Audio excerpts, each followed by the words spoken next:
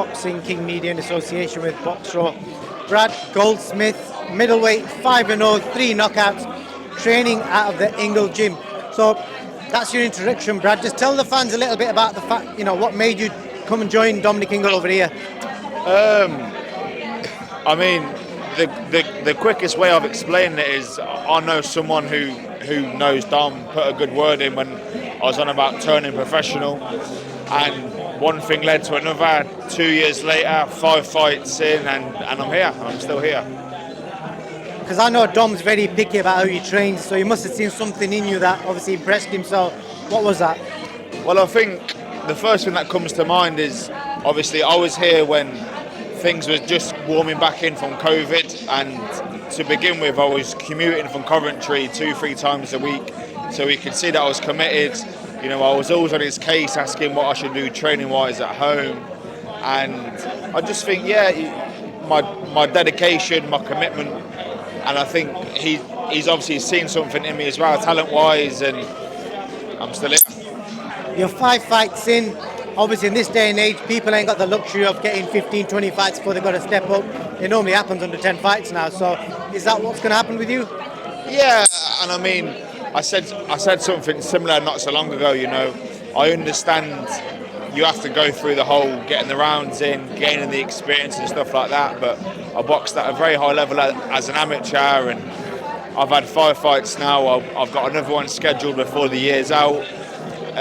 Next year I'll be knocking for titles. I'll be shouting for titles for sure.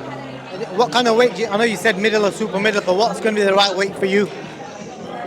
Personally, middle. I mean, the lowest I've boxed as of yet is 11:10, which is still a few pounds away. But I'm making that weight with breakfast, 3 meals a day.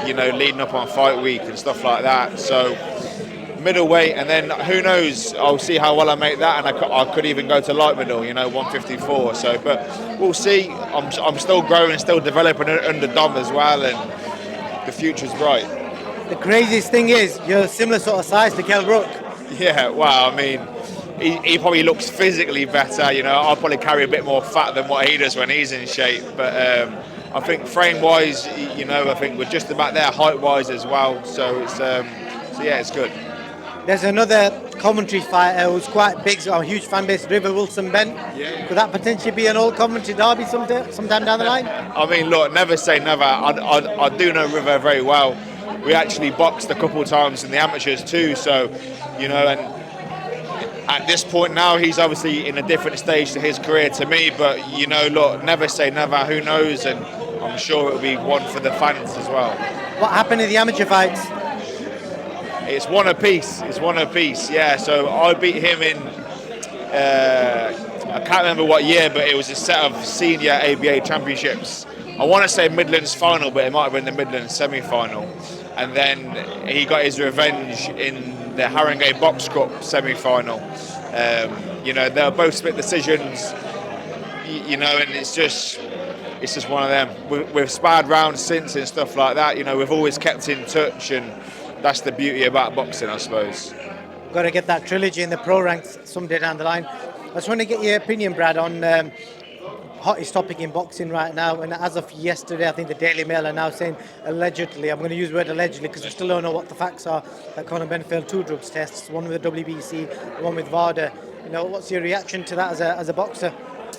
I mean, look, I think everyone's opinion's the same, really. It's not on, it's not right. I probably wouldn't want to say too much on it until it's set in stone and concrete that, he's done and took this and blah, blah, blah. But it's not a good look. It almost puts a bit of a bad shine and a bad taste in people's mouths towards boxing, because it's just not on, Anyone who goes in there cheating or taking this, taking that, it's very bad in my opinion. What do you think, because obviously people are chucking out punishments, some saying it could be 8 years, some saying it should be banned for life, what's your views and thoughts on that? I mean, look, it's almost like drink driving, people get a ban and then they do it again, so it's like, is the lesson really learned? If it's a general mistake, then a ban's acceptable, but for the whole point of it, of him getting allegedly caught twice, then for me, then that should be a ban, because he obviously hasn't learnt his lesson the first time around, you know. Good man. And is there anything else you want to add before I let you go, Brad? Any sponsors and shout out your socials as well? Yeah, I mean, look, I'm a young man from Coventry. I've got an incredible team behind me, in training out of the INGLE gym. I've got incredible sponsors behind me. They all know who they are, and yeah, just stay locked in. Follow my career. It's going to be an exciting one for sure. Have you got a nickname? Not yet. I'm still. I get, you know what I mean. I get ideas thrown at me, but nothing's really, stood out. So yeah, but not yet. Coming soon. It's got to be something to do with your nickname, your surname Goldsmith. I'm hoping so. And I mean, probably a bit of the black hair, ginger beard. You know what I mean? Something like that. So, but yeah. Brad, I look forward to your journey, mate. Thank you. Thank you very much. Cheers.